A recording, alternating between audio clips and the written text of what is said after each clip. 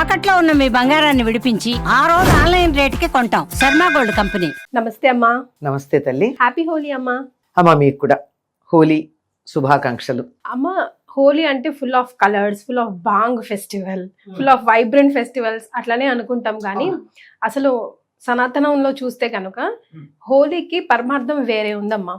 ముఖ్యంగా మధురై అటు side almost ఒక 40 days ఏమో చాలా గ్రాండ్ లెవెల్లో చేస్తారంట. అవన్నీ విశేషాలు ఈ రోజు తెలుసుకుందాం. అసలు మీరు ఇందాక ఆధ్యాత్మికంగా ఒక మాట అన్నారు కదా, అసలు దీనికి పేరేమిటి? హోలీ అంటున్నాం కానీ మనం దీని పేరు హోలీ. ముందు రోజు ఏం చేస్తారు ఇవాళ రంగులు వేసుకోవడానికి ముందు? ఇప్పుడు కాముని కాలుస్తాం. కామదహనం. కామదహనం అది కదా ప్రాధాన్యం. కామదహనం అయ్యాక వచ్చేటటువంటి ఉత్సవం హోలీ. ఫాల్గుణ పూర్ణిమ మనం కామదహనం అయ్యాక చేసుకునే ఉత్సవం. కామదహనం అంటే ఏమిటి? కామదహనం. కామము అంటే కోరిక. కోరిక ఏ కోరికైనా సరే. ఇప్పుడు మనకి లోకంలో ఒక దురభిప్రాయం ఉంది, కామం అనగానే స్త్రీ పురుష సంబంధమైన ఆకర్షణలకు సంబంధించింది అని. అదే కాదు, నాకు ఇప్పుడు ఐస్ క్రీమ్ తినాలనిపిస్తే అది కామమే, మంచి చీర కట్టుకోవాలనిపిస్తే కామమే, సినిమా చూడాలనిపిస్తే కామమే. డెస్పిరేషన్ లాగా కాదు, వాంటింగ్నెస్, కోరిక. ఏ కోరికైనా సరే. ఇటువంటి కోరికలు ఏమైనా ఉంటే వాటన్నింటినీ వదిలేసాయి. అప్పుడు ఏమవుతుంది, ఈ కోరికల్లో మనకి హానికరమైనవన్నీ తగలబడిపోయి మనకు అవసరమైనటువంటి ఉంటాయి. కోరిక లేకుండా చెప్తాను, తేడా ఉందమ్మా. నీడ్స్ అండ్ వాంట్స్ అని ఉన్నాయి ఇంగ్లీష్లో. నీడ్ అంటే ఏమిటి? అవసరం. వాంట్ అంటే కోరిక. రెండిటికి తేడా ఉందా? ఆకలేస్తే అన్నం తినడం నీడ్, ఫలానా అన్నం తింటాననుకోవడం కోరిక. మనిషి బతకడానికి అవసరాలు తీరితే చాలు, కోరికలు మనని అనవసరంగా లేనిపోని ఇబ్బందులకు గురి చేస్తాయి.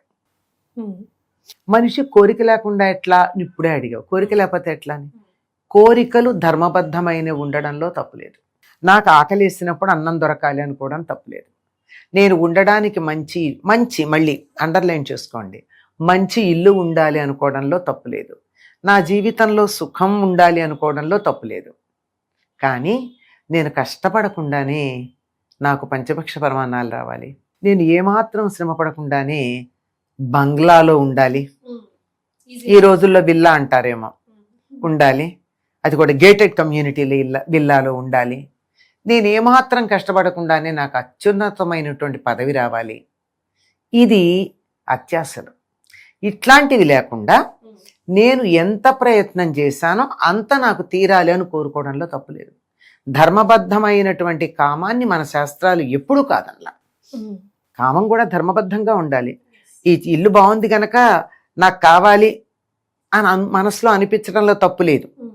అట్లాంటి ఇల్లు నువ్వు కట్టుకో సంపాదించి, అంతేగాని ఇదే ఇల్లు నాకు ఇస్తావా ఇవ్వవా, నాకు కావాలి ఇది న్యాయం, ఇప్పుడు నేను నాకు అమ్మేసేయి కాదు, నాకు అమ్మేసేయి, నేను చెప్పిన రేటుకి అమ్మావా గుడ్, అమ్మలేదా నేను తీసుకుంటా, ఇది తప్పు.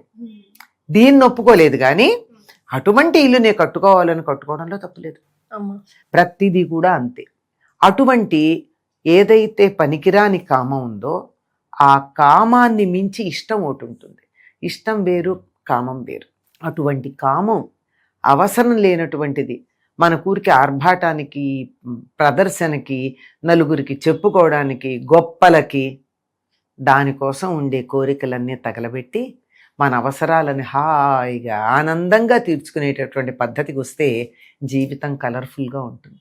లేకపోతే ఏమవుతుంది, ఈ కోరికలు అనేటటువంటి మసి బారిపోతుంది. దాంతో లోపల ఉన్న దీపం బయటికి రాకుండా మినుకు మినుకుమంటూ ఉంటుంది. ఎప్పుడైతే అది పోయిందో అన్ని రంగుల కాంతులు మనకి చక్కగా రావటం జరుగుతుంది. కానీ మనం ఏం చేస్తున్నామమ్మా, ఇంట్లో ఉన్న ప్లాస్టిక్, పాత చినిగిపోయిన వస్తువులు, చెక్కలు, చారబాటాలు, అవసరం ఉన్నవి లేనివి అన్ని పడేస్తున్నాం. కానీ ప్లాస్టిక్ వేయకూడదు.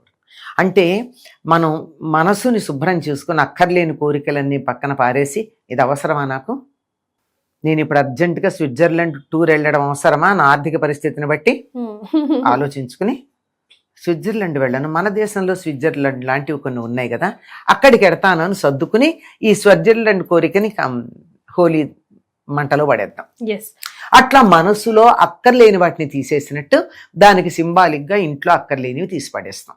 అంటే సంవత్సరం అంతా వాడినవి, నేను ఇంకోళ్ళకి ఇస్తే కూడా పనికిరానటువంటివి కొన్ని మనం ఇస్తే పనికొస్తాయి కదమ్మా. నేను కొత్త ఫ్రిడ్జ్ కొనుక్కున్నాను, పెద్దది, చిన్నది ఉంది ఇంట్లో, మన ఇంట్లో పనిచేసే వాళ్ళకో మరొకళ్ళకో కొనుక్కోలేని వాళ్ళకమ్మా, కొత్తగా నీ కూతురుకు పెళ్ళయింది కదా, ఈ ఫ్రిడ్జ్ ఇచ్చేసేయి, తర్వాత వాళ్ళు డబ్బు ఉన్నప్పుడు కొనుక్కుంటారు, ఇచ్చేయచ్చు. అంతేగాని పాడైపోయింది దాని మీద 10,000 పెడితే గానీ బాగుపడదు అనుకున్నటువంటి ఫ్రిడ్జ్ తీసుకెళ్ళి వాళ్ళకి ఇస్తారా?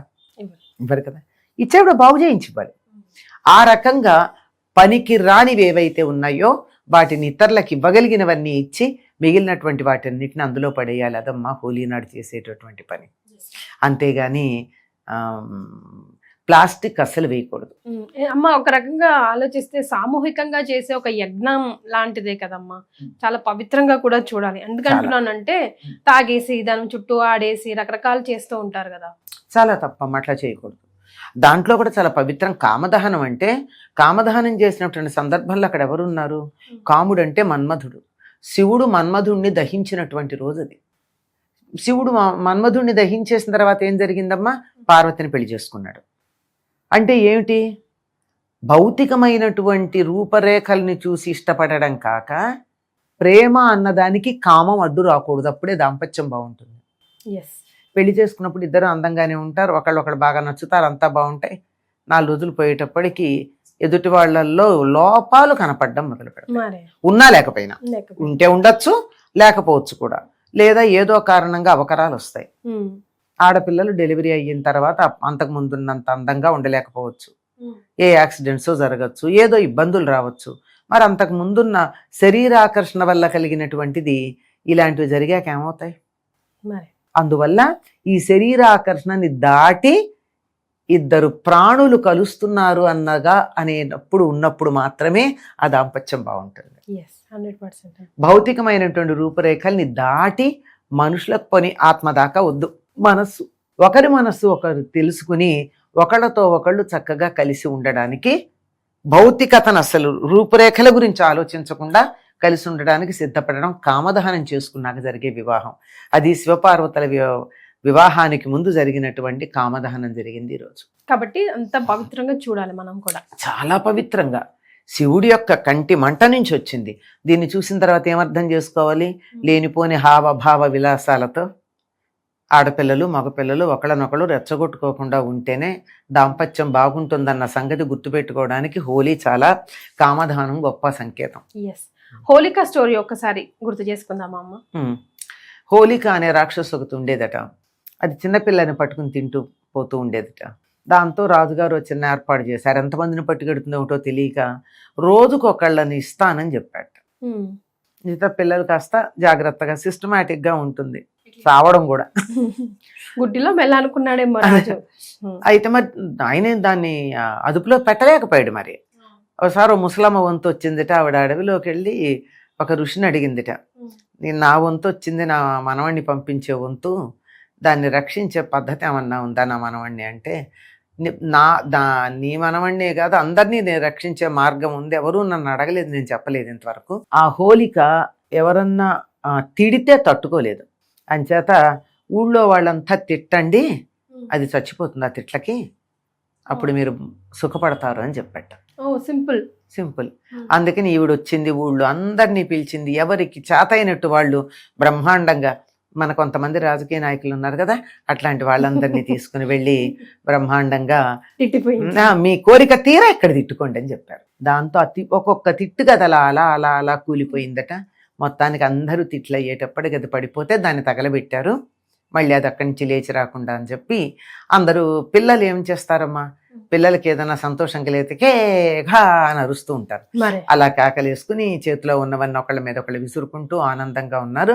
అదే రంగులు విసురుకోవటంగా ఆ దుఃఖం పోయి రంగులు వచ్చాయి అని చెప్తారు. ఇట్లాంటిదే బర్మా మొదలైన దేశాల్లో కూడా ఇటువంటి కథలే మనకు లోకంలో ఉన్నాయి. వాళ్ళు 3 రోజులు చేసుకుంటారు.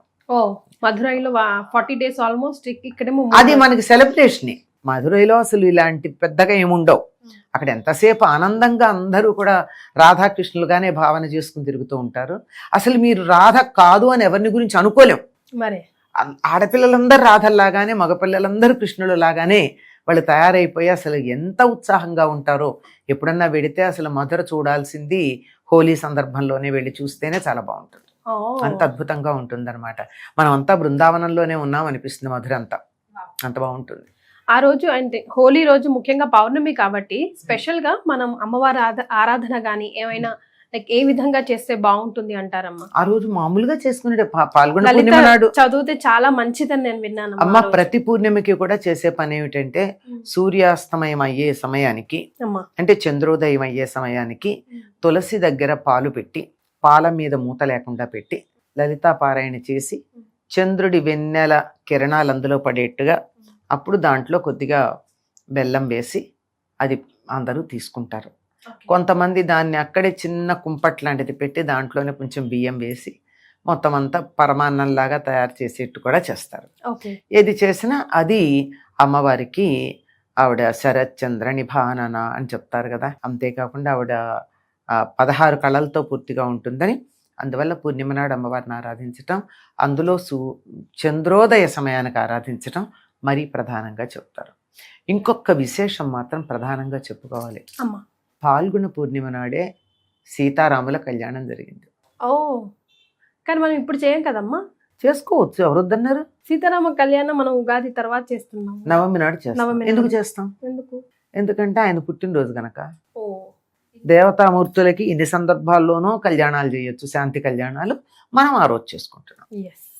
Right. Thank you so much అమ్మా. నమస్తే.